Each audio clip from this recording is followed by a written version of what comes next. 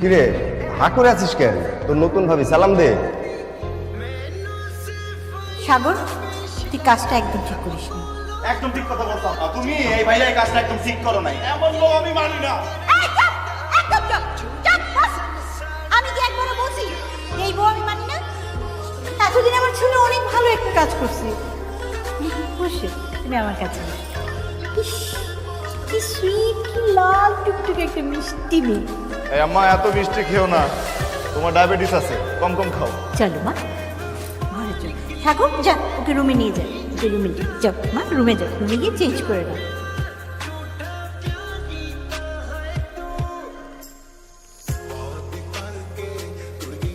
কি সমস্যা? সমস্যাটা আমার না, সমস্যা তো তোমার। সমস্যা তো সেটাই ছিল। সকাল সকাল এখানে যদি তলাতে কেন যাচ্ছ? আমি তোমার সাথে না ঝগড়া টগড়া করতে আসলে, ঠিক আছে? তোমাকে আমি একটা সিরিয়াস কথা এটাই বলতে আসছিলাম যে তোমার সাথে আমার হইতেছে না, তোমার সাথে আমি রিলেশন রাখতে পারবো না। আমি অন্য একটা ছেলেকে ভালোবাসি, আমি তোমাকে ভালোবাসি, বাস। অন্য করে ভালোবাসো? তুই অন্য করে ভালোবাসো? হ্যাঁ, ওনার জন্য ভালোবাসি। তোমার তো চাওয়ার না, তো ভালোবাসতে পারবো না। এক রাতের ঘটনা, সকালের ভিতরে আরেকজন ভালোবাসা কেমনে আসলো? আমি অন্য আরেকজনকে ভালোবাসি, তোমার সাথে আমি কোনো সম্পর্ক রাখবো না। তো দয়া করে আমার সাথে কোনো রকম কন্ট্যাক্ট করতে চাই। যা, এরকম বহুত বার গেছো, টাকা স্কিল লেগা হাইটা হাইটা যাস না, দৌড়ে যা যা। কিরে সাহেব,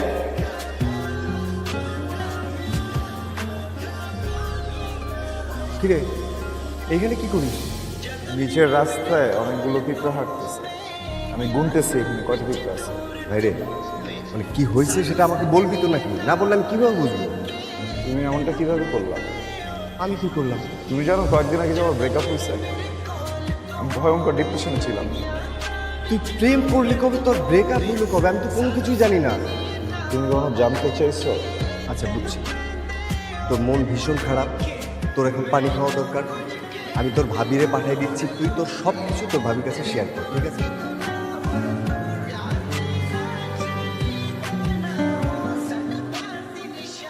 পানি।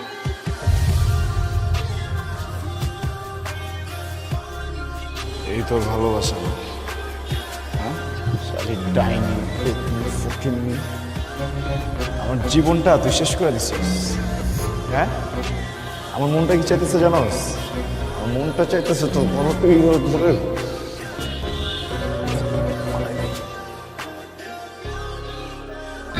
ভাবি, এরপর থেকে আমার ভাবি ডাকবি আর ভাবির সম্মানটা দিবি, আমি জানি না।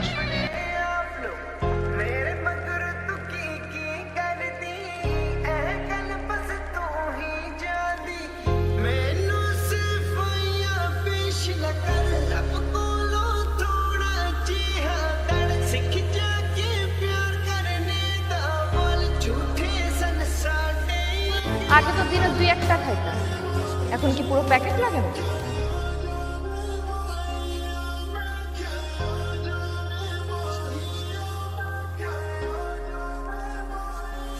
এই সিগারেট না, আমি কারো বাপের টাকায় খাই। কারো বাপের যদি কোনো সমস্যা থাকে না, সেজন্য চুপচাপ চলে যায়, কিন্তু আমার সিগারেট নিয়ে যেন কথা বলার সাহস না পায়। আগে তো বেয়াদব ছিলি, এখন কি ভদ্রতা খেতাম? হ্যাঁ, ঠিক আছে, এটা মনে ছিল না আমি যে একটা বখাটে, এটা জানা নাই। সব বখাটে গিয়ে এই ছাদে চলবে না, সিগারেট খাওয়া যাবে না এই ছাদে। হ্যাঁ এলিয়ান, এই এলিয়েন বলবি না। 100 বার 1000 বার বলবো, যতবার মন চায় ততবার তোর এলিয়ান বলবো। Alien alien alien alien alien. মা, বলছি আরো জোরে ছিল, শোনা যেতেছে। মা, মা। আরো জোরে ছিল, আরো জোরে। আমি ডাকতেছি। মা, কিছু বলবা? সবাই কিছু ডাকলা? জি মা, কিছু বলার ছিল। সায়েন, এদিকে আয়। বলো মা, এখন সবাই আছে, বলো কি বলবা?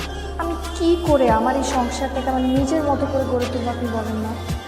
যেখানে সম্মান নেই, ভালোবাসা নেই। আমরা সবাই তো তোমাকে ভালোবাসি। না মা, সবাই বাসা না। সাহেব, কি হয়েছে রে? কি হবে?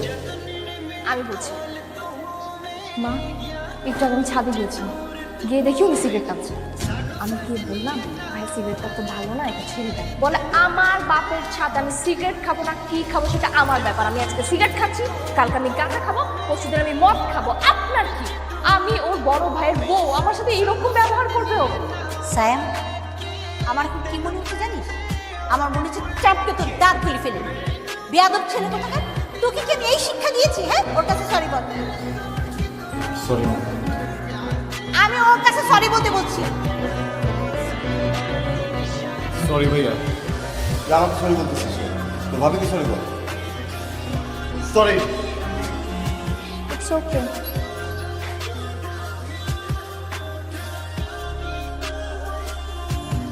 এত রাতে এখানে শুয়ে আছো কেন? ঘুমাবা না?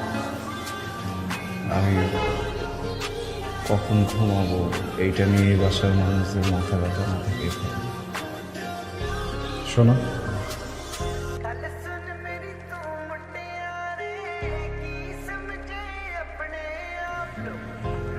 আমি না আজকে থেকে সিগারেট খাওয়া ছেড়ে দিছি, আর কখনো রাগ করবো না, কখনো মিসবিহেভও করবো না, কারণ আমি না মেনে নিতে পারতেছি। সব থেকে প্রিয় আমার ভালোবাসার মানুষটা আমার নিজের বাড়িতে আরেকজনের হাত ধরে বসে আছে, আমার চোখের সামনে আরেকজন ঘর চলে যাচ্ছে। আমি অনেক চাইতেছি, কিন্তু আমি রিয়াক্ট করতে পারতেছি না, কারণ তুমি যার সাথে এগুলো করতেছো সে আমার আপন বড় ভাই। এখান থেকে পালাই যায়, আমি যদি এখান থেকে পালাই যাই না, আমার অনেক রেগে যাবে। ট্রাস্ট তুমি পাগল করলে সব কিছু ঠিক হয়ে যাবে, সব কিছু নর্মাল হয়ে যাবে। আমি না তোমার ছাড়া বাঁচবো না।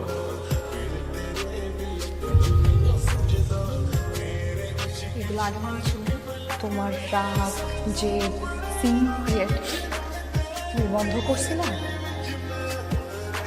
মাঝরাতে নাটক না করে যখন একটা সুযোগ দাও না প্লিজ।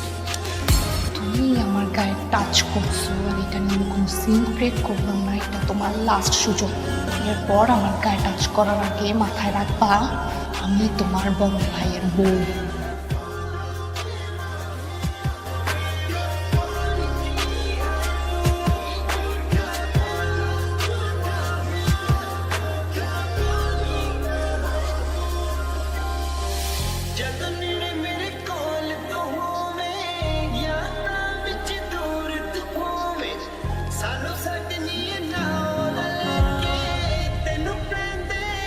ঠিক আছে ভাই, তুমি দাও না ফোনটা দাও। এইসব কি? ছবি? এই ছবিগুলো কবে কাট তোলা সেটা আমাকে বল। আরে এটা সেদিন তুলছিলাম। এটা সেদিনের তোলা ছবি না। আমি বলতেছি তো, এটা আমি সেদিন তো ছবিগুলো দেখে কান্নাকাটি করছিলি কেন? ছবি দেখে কাঁদতেছি না তো, তো অন্য একটা কথা মনে পড়ছিল তো ওইটা নিয়ে। আমরা তো দুইটাই ভাই, তো বড় ভাইয়া বিয়ে করে ফেলছে না, আমি দেখলাম যে ভাবিও কি সুন্দর, দুজনের কি মিল, এগুলো মনে করে আসলে কি ইমোশনাল হয়ে গেছে। হাসতেছে। হ্যাঁ, ফিউচার প্ল্যান করতে পারিস, কিন্তু সেটা অন্যভাবে না। শোন, এক্সকিউজ মি, বিন্দু, জি? আমি সাগর। এদিকে তুমি ভালো নাই, ওদিকে আমার ভাইটা ভালো না। আচ্ছা, তোমাদের কি হয়েছে বলো?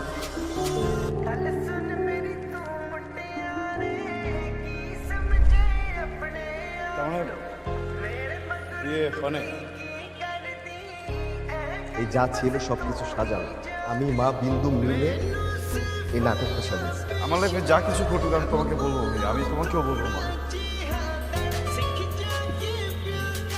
যাবা আর কত সময় করে অনেক মেয়েটা অনেক কষ্ট যা।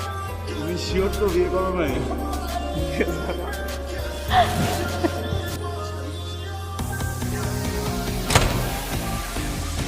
স্যার, স্যার তুমি দরজা দিচ্ছ কেন?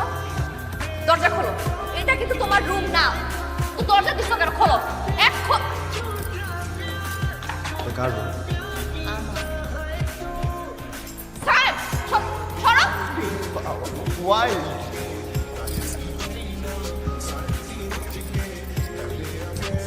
মামু ছেলে কিনা আমি তো ভাইকে বলে দিব তোমার। অনেক যে হয়েছে এক্স গার্লফ্রেন্ড আমরা ছিলাম, আমি সত্যি দিয়ে করতেছি, এখন ওকে কীভাবে করবো?